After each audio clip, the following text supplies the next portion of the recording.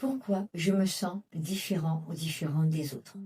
C'est la question à laquelle je vais essayer de répondre dans cette vidéo. Car oui, nous sommes nombreux, nombreux à ressentir cette différence au cœur de ce monde. Alors vous qui êtes derrière votre écran, qui regardez cette vidéo, je vous pose cette question. Avez-vous cette impression persistante d'être spectateur de votre propre existence, de votre propre vie? Vous ne vivez pas, vous jouez un rôle, malgré vous. Vous faites ce qu'il faut, vous cochez toutes les cases. Travail, famille, vie sociale, passion, activité. Et pourtant, au fond de vous, au fond de nous, il y a ce murmure qui ne s'arrête jamais. Je ne suis pas à ma place. Je ne parle pas la même langue que les autres. Votre différence, aujourd'hui, est votre présent actuel. Ce n'est pas une simple passade, ce n'est pas une crise passagère, c'est un décalage profond, une sensation d'être une erreur de casting dans un film dont tout le monde semble connaître le scénario, sauf vous, sauf nous à travers notre vie. Je dis nous parce que je me suis sentie longtemps concernée par ce problème, voire des années. Aujourd'hui, on va sortir des clichés du développement personnel classique. On va aller chercher la racine. On va comprendre ensemble ce mécanisme psychologique qui se cache derrière ce sentiment d'étrangeté, c'est-à-dire d'être un étranger dans ce monde.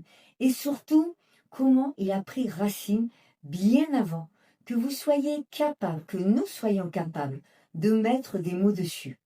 Car ce sentiment de différence se cache souvent une blessure structurelle, le mécanisme de rejet d'incarnation.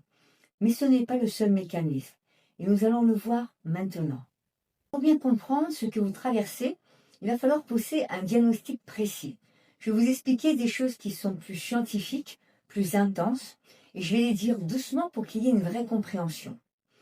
Ce sentiment de différence que nous pouvons ressentir s'articule autour de deux piliers majeurs que nous connaissons peu. Le premier pilier, c'est ce que j'appelle le décalage de valeurs. Est-ce que cela vous est déjà arrivé d'être dans un dîner, une réunion, en groupe, en famille, d'écouter les gens parler de météo, de potins, de banalités, de choses simples, et que vous ressentez une extrême fatigue, que vous avez une envie soudaine de fuir, ou de vous murer dans le silence, voire même d'avoir une dissociation du corps et de l'esprit comme si votre tête tournait. Ce n'est pas une prétention de votre part. Ce n'est pas que vous vous croyez supérieur. On va retirer cette possibilité. C'est simplement que votre structure interne a un besoin vital de fond et de sens à travers votre alignement et vos valeurs.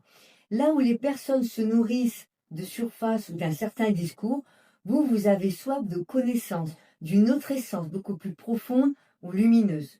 Vous cherchez une vérité derrière tous ces masques, parce que vous avez cette capacité à capter cette vérité. La psychologie derrière les actes. Quand la société vous propose du bruit social, vous cherchez cette psychologie. Ce décalage crée une dissonance cognitive permanente. Vous essayez de vous intéresser, mais votre système nerveux, votre cerveau, lui, débranche, parce qu'il n'est pas nourri à travers vous, votre vérité, votre alignement. Et cela va vous faire ressentir de manière intense ce décalage. Deuxième pilier, c'est l'isolement émotionnel. Alors, qu'est-ce qui nous mène directement à cet isolement émotionnel? Personne ne voit qui vous êtes vraiment. Vous pouvez être entouré de monde, avoir une famille aimante, ou rejetante d'ailleurs, des collègues respectueux, ou qui vous trahissent. Et pourtant, vous allez vous sentir terriblement seul au milieu de la foule. Alors évidemment, quand on est rejeté, on n'est pas bien à sa place, cette solitude est forte. Mais même lorsque vous avez le sentiment d'être bien, avec des gens sympathiques, agréables, vous vous sentez seul parce que vous êtes complètement déconnecté entre votre monde intérieur et votre monde extérieur. Et c'est une forme de lucidité à travers vos connaissances qui va mettre en lumière ce décalage. C'est comme si vous étiez présent, mais il y avait une armure de verre, les gens voient votre silhouette, voient que vous êtes là, ils interagissent avec votre fonction sociale de dialogue, mais personne ne touche réellement votre réalité. Vous vous dites souvent, si les gens savaient vraiment ce que je pense ou ce que je ressens, ils me prendraient pour une folle ou ils s'éloigneraient. Alors dans ce cercle d'amis, de famille, professionnels, pour ne pas être rejeté, pour ne pas être jugé, soit vous restez en retrait, physiquement, mais émotionnellement vous êtes absente et vous êtes touché, soit vous allez vous adapter complètement à l'environnement, aux autres, répondant à leurs demandes pour ne pas être exclu du groupe. Ce qui est contre vous-même, cela va créer une dualité intérieure, une véritable souffrance entre ce que vous êtes véritablement, la place que vous voulez occuper et le monde extérieur avec lequel vous essayez de répondre, de vous adapter. Et c'est une vraie souffrance. Elle est psychologique, elle est émotionnelle et elle peut même être physique. Mais d'où vient cette sensation de ne pas être invité à la fête de la vie? D'où vient cette sensation d'être un extraterrestre? D'où vient cette sensation d'être rejeté, de ne pas être accepté? Pourquoi cette impression de ne pas avoir le mode d'emploi de l'humain? En tant qu'expert, thérapeute certifié en libération émotionnelle, je vois ce schéma se répéter sans cesse dans mon cabinet, en tout cas très fréquemment. Tout commence parce que nous nommons le rejet au refus d'incarnation. Votre rejet commence dans le ventre dès votre conception. Donc, le contexte, c'est le contexte de la naissance, mais surtout le contexte prénatal, lorsque l'embryon, le fœtus, le bébé se développe dans le ventre de la mère. C'est le contexte même de votre arrivée sur Terre. Bébé non désiré, empreinte de rejet. Parfois, c'est une grossesse qui arrive au mauvais moment, même si après les parents sont heureux. Un enfant qui n'a pas été désiré consciemment, mais qui va être gardé ou dont l'avortement n'aura pas pu être efficace. Ou alors dont le sexe ne correspond pas à l'attente de les parents.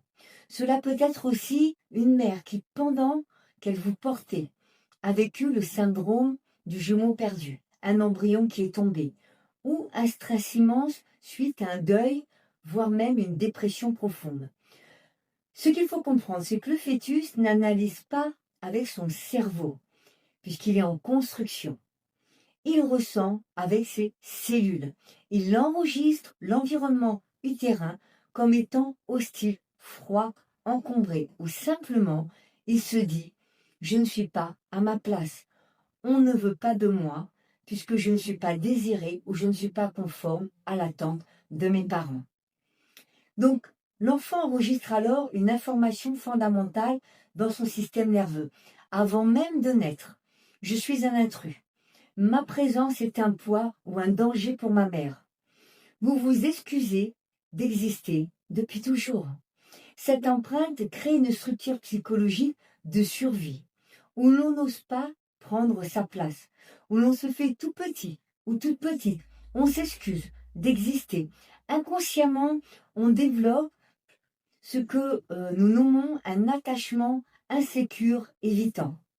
Pour survivre à ce sentiment de ne pas être accueilli véritablement dans la matière, donc sur Terre, on se réfugie dans le mental, dans l'abstrait, dans l'imaginaire. On quitte son corps parce que le corps est le lieu où l'on ressent la douleur, surtout la douleur du non-désir, la blessure de rejet. C'est là que le décalage s'installe.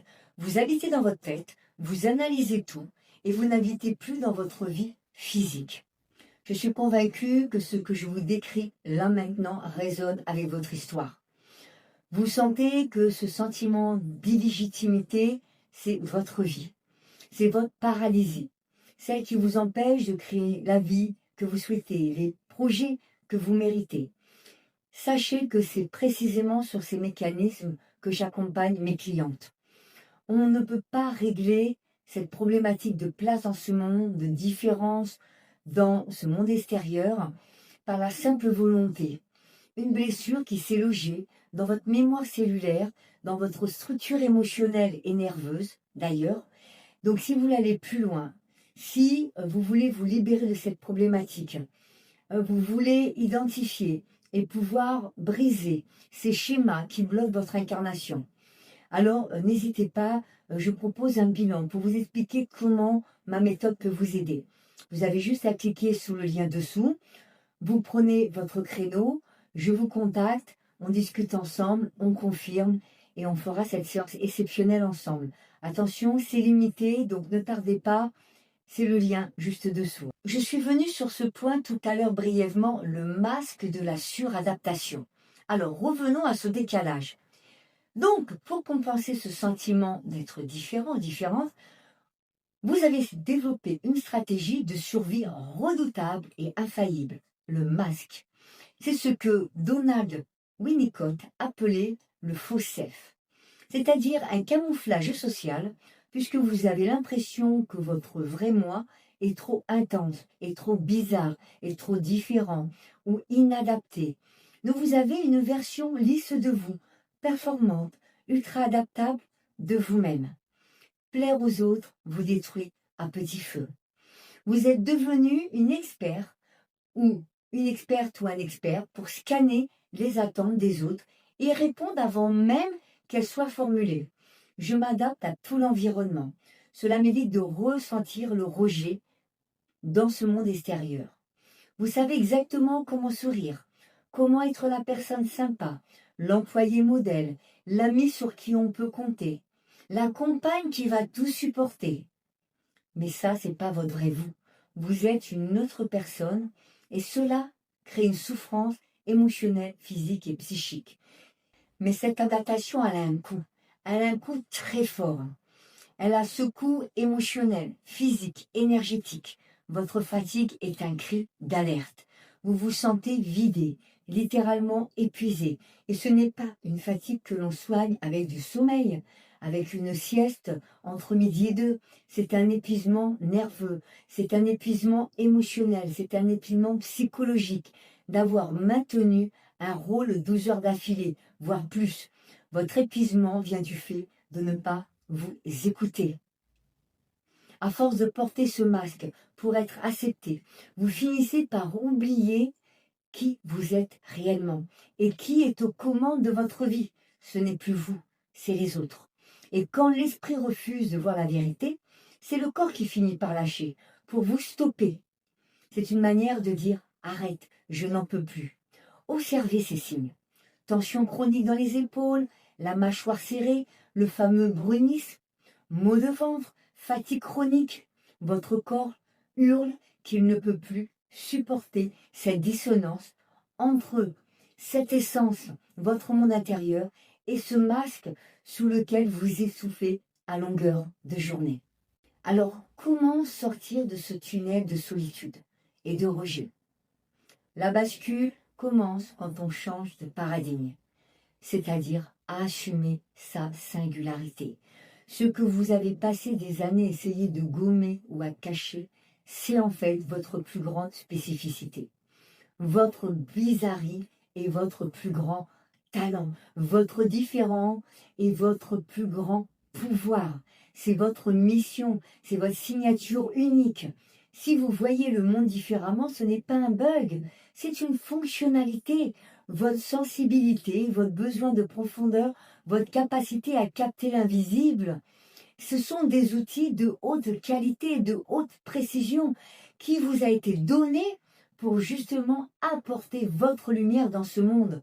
En arrêtant de vouloir plaire à tout prix, arrêtez de vous excuser d'être vous-même, vous libérez l'espace pour ceux qui résonnent vraiment avec votre liberté. C'est là précisément que ma touche intervient. Libérez vos cellules et changez votre destin. Pour incarner votre talent, il faut d'abord libérer les mémoires de rejet, cristallisées dans le corps. Le trauma se loge dans le corps. Tant que votre système nerveux croit qu'être soi est un synonyme de mort, de rejet parental, de différence, d'exclusion, voire même de maladie, que vous n'êtes pas normal, il vous empêchera d'avancer. Ma méthode consiste à aller déprogrammer ces empreintes de naissance, d'abord au niveau cognitif, ensuite au niveau émotionnel et bien évidemment au niveau physique, pour que votre corps, qui est guidé par l'esprit et les émotions, revienne à un espace de sécurité et non plus dans une zone de danger. C'est une intégration par le concret.